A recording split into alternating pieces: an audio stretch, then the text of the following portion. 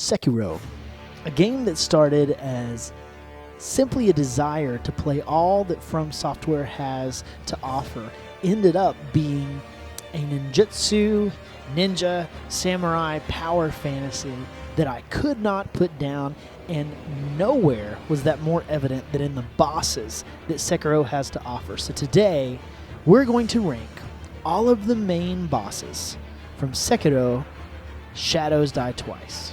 I hope you guys enjoy.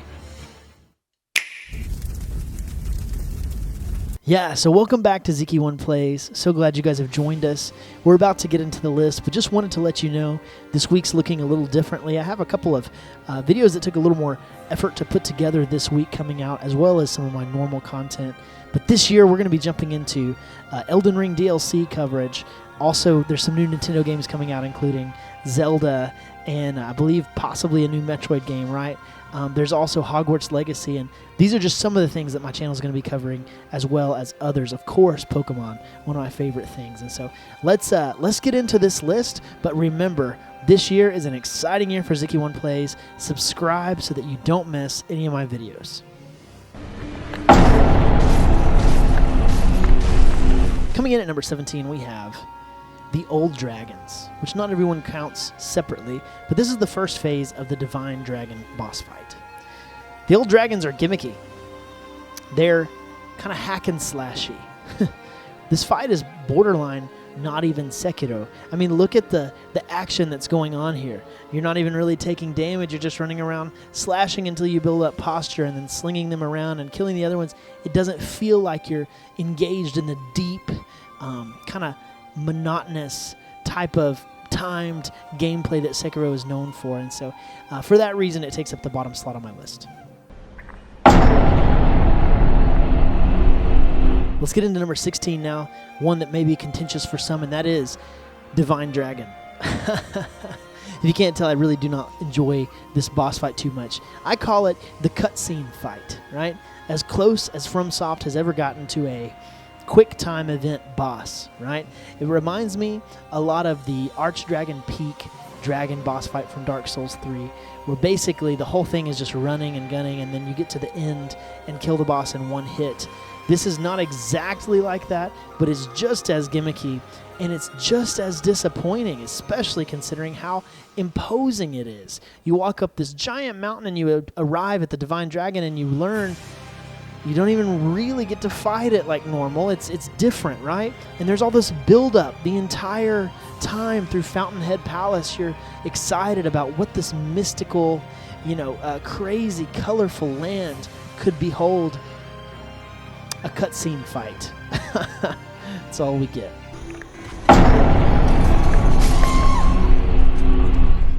Number 15, the Screen Monkeys.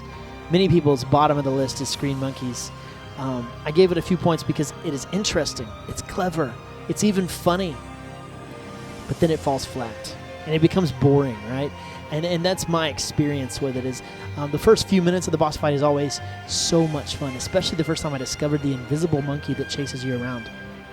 But then it becomes boring. There's a couple of the monkeys that are just hard to track down, a couple of them that are hard to get the jump on, and just when you think that you figured it out, you might still have another 10 minutes of gameplay because you just simply can't pin down the one that you have left to kill. And so for those reasons and more, Screen Monkeys come in low on the list as well.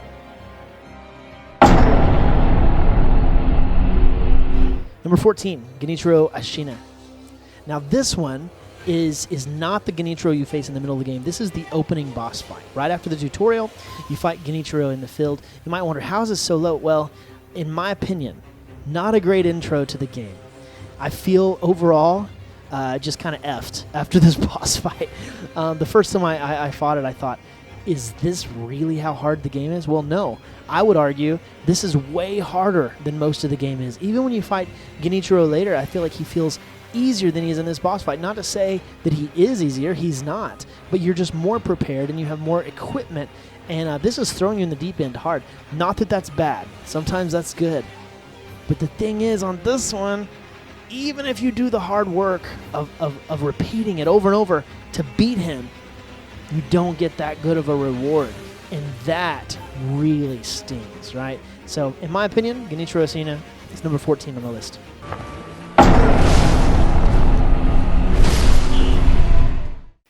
Number 13 now, True Monk. This guy is, you could say gimmicky. He's ridiculously hard, or he's ridiculously easy, depending on the strategy that you take. Also, he's a reskin of an earlier boss, and he relies mostly on timing changes rather than any new patterns or imposing weapons, right? And so True Monk ends up way down the list for me. Not a fun boss fight.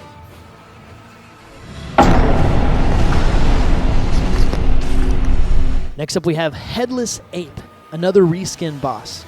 And let me just say this, it comes down to Phase 2. Phase 2 is a total cluster of a boss fight. It encourages passive gameplay, which makes the fight almost, and I will say, almost boring. It's not quite boring. I mean, it is fun, but the thing is, I find myself running away from the 2 ape part of the boss fight until I can just sweep in a couple hits and then run away again. And it's so, it just takes forever, right, to whittle his health down. And fighting the Headless Ape by this point in the game is not even that difficult because you probably had to grind on the first boss fight to get good at it. And so just having to go through that extra step, it didn't add anything to the boss fight for me. Number 11, the Corrupted Monk. From here on, only amazing bosses. I'm serious. All of the rest of these bosses are ones that I would fight again at any point just for the fun of it, not just to replay the game. Corrupted Monk, when you first approach him, seems easy, maybe, non-threatening at first, but then you realize that you are doing no damage to this guy. And he's huge, right? And his sword is huge as well. And also he swings it slower with these hesitations that you're not really used to in this game. So far it's been very fast-paced, quickly parrying and trying to get a few hits in. But if you try that in this match, you're going to end up taking hits that you did not plan on taking. It's such a great encounter, and it only gets more fun through subsequent playthroughs.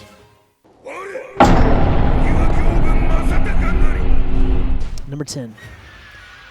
Gyobuyonewa! I'm not even sure if that was even close to how he yells it, but one of the most blood-rushing moments from any From Software game is this guy's entrance. He comes riding up to you on a horse from across a field. Incredible gameplay and high-flying fun throughout this whole thing. He is a little bit easy, and I found it not super hard at all, actually. Myself, I beat him on my very first encounter of ever trying him, and so I didn't really get to savor him. The more that I've interacted with him over subsequent playthroughs, I have loved fighting this boss. But man, does this reach just like an intense high with that entrance, and then the rest of the boss fight is great, but nothing just incredibly special.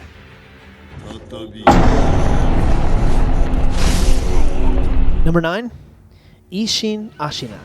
ISSHIN ASHINA nails the theme, the lore, and the feel of this old sensei sitting up in a tower better than almost any other boss in the game. The emotional roller coaster of this ending that you have to go through in order to fight ISSHIN ASHINA plays a role here too, I know. Getting your mind in this place where you're kind of on your heels and you're trying to defend what's right, but you're not sure about the decision that you're making, and then ISSHIN pulls out the fire. And it's marvelous to look at, and it's scary to avoid because it can gouge your health and knock you down in seconds. And I remember the very first time I fought this guy, I had just beat the boss prior to him. I enter his fight and almost immediately went down to some of his most powerful moves because I wasn't expecting it, and I was blown away by the spectacle. Cool boss. Number 8, Great Shinobi Owl. This is a super fun rock, paper, scissors style boss. Basically, to every action he has, there's a reaction that you can do that is going to counter or is going to score you a little bit of damage or points in your favor. So quick reactions here are key. And he is punishing if you miss one of these reactions. But he's also incredibly rewarding to learn. I remember when I fought Genichiro for the first time in Ashina Tower, I thought to myself, I don't know how I got through that, but I won, and I'm good. The first time I fought Great Shinobi Owl and won, I felt like I did that. I felt like I had learned his patterns, and I'm the one who made those decisions that made it happen, and that is a great feeling. Great Shinobi Owl gives you that feeling very well.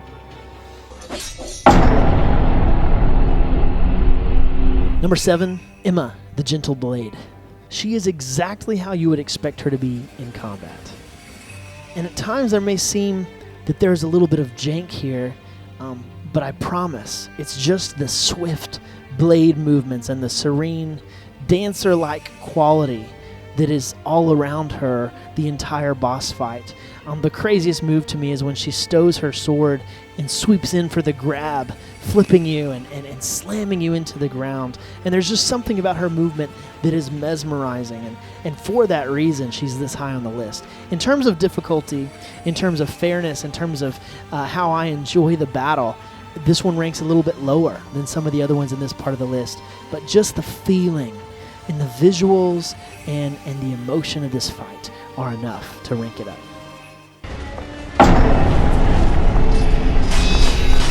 Number 6, Lady Butterfly. A lot of people don't like the Butterfly. She's one of my favorite bosses in the game. Lady Butterfly is up there with me with Margit the Fail Omen as one of the best, first big bosses of a game in all of FromSoft's history. And, this is like right in the moment where you have gotten the hang of the dancing, clanging sword play, and then you get to a lady who has 3 health bars, and she's a grandma, right? And she can slap you around and outspeed you. Look, the fact that she's not even overly oppressive or scary is key here, because it doesn't discourage you. It keeps you going, one more time. Maybe I can beat her this time. She is incredibly well designed and balanced as an early boss encounter, and she is one of the best bosses in this game.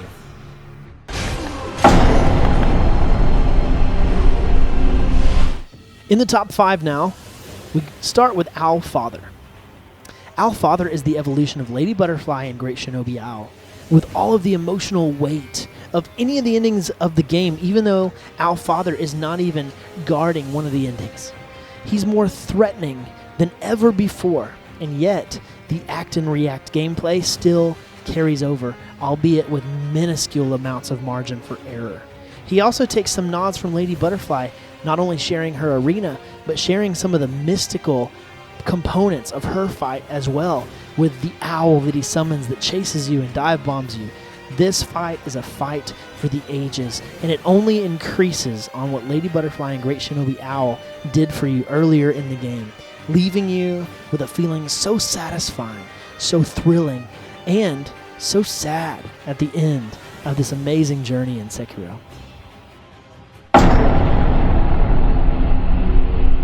Number 4, Genichiro. Genichiro is the linchpin in the whole game. If Genichiro in Ashina Tower wasn't stunning and amazing, the game's pacing would have fallen short. Everything in the game leads to this moment, and everything after this conflict is the result of this fight. It's an amazing conclusion to Act 1 of the game, and it ensures that players who made it this far stick with the game all the way to the credits. It's a well-woven letter of love, hate, power, weakness, pride, and downfall. And it's a spectacle that can only be understood if it has been experienced.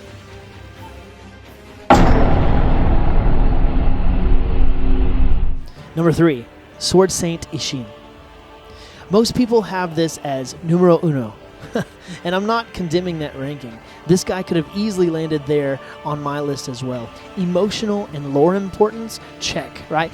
Rewarding combat, check. Strong difficulty curve, check. An adrenaline overload upon successful run, check, check, check. He holds it extremely well, and he's without a doubt one of the top few bosses in video game history for a reason. However, in just the context of this game, there are 2 bosses whom I think push themselves just a little bit beyond the Sword Saint himself.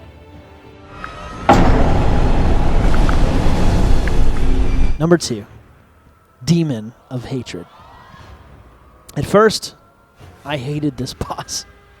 A friend told me this was basically a Bloodborne boss in Sekiro, and I played Bloodborne back-to-back with this game, and my friend was not lying. Demon is perhaps the most punishing boss in the entire game.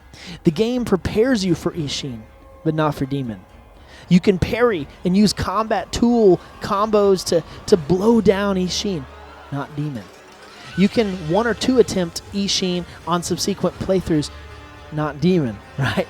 I hated him for a literal couple of years. Unfair, I cried. Not fun, I complained. I even only beat him by luring him off a cliff. Check this out.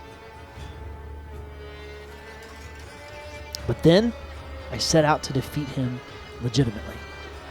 And the Demon shined more brightly than almost every other boss in the game for me. What appears to be jank and difficult just for the sake of the slog became understandable tells and warnings, albeit highly missable ones. This is the most challenging boss in the game in my opinion, but it is also the most rewarding by a landslide. If you have beat the Demon legitimately, then you know what I mean. The game is pulled out from under you. All of the rules you thought you knew would go seemingly out the window. And you learn that you are the shinobi that can take this thing down despite the stacked odds against you in the situation. Glorious storytelling, thrilling gameplay. I love this boss. Number 1, Guardian Ape. When I thought about what boss should be number 1, I asked myself the question, which boss did I enjoy the most? And it absolutely had to be Guardian Ape. My friend who warned me about the Demon also ranted to me about the ape. In the middle of the game, there's this random monkey who blocks your path and you can't continue without beating him, so you gotta grind and grind because he's huge, and it's infuriating because he's slinging his poo at you. So when I got to this boss, I was blown away. It changes the skills that you need to progress massively. You actually need to dodge now instead of just standing and parrying, right? But after literally an hour of grinding, I knock him down. And then this magical moment occurs. Yes, you know it. One of the most unforgettable boss transformations ever. It is on the level of Ludwig the Holy Blade from Bloodborne and Godric the Grafted from Elden Ring. This guy gets up after you decapitate him, and with blood spurting, picks up the oversized katana and comes at you. I actually enjoy the second phase as much, if not more, than the first. It's a wonderfully crafted fight, and without the skills that it teaches you, there's no way I would have ever stood a chance against the later adaptation of the ape, nor against the Demon of Hatred. For the challenging and rewarding gameplay, for the stunning visuals, for the grotesque mid-breather and transformation moment, and for the absolutely game-breaking change of pace this provided, Guardian Ape is my favorite boss of Sekiro. Well, without a doubt, I offended someone with this list, and I hope you enjoyed it nonetheless. Please comment down below, who is your favorite boss of Sekiro? And I would love to have a conversation, debate, lighthearted laugh with anyone that wants to chime in the comments below. As always, thank you so much for checking out this video. Stay tuned for more videos like it. I have an Elden Ring boss ranking coming up very soon as I finish out getting the gameplay that I need for that ranking. And so, as always, you guys stay safe and peace out.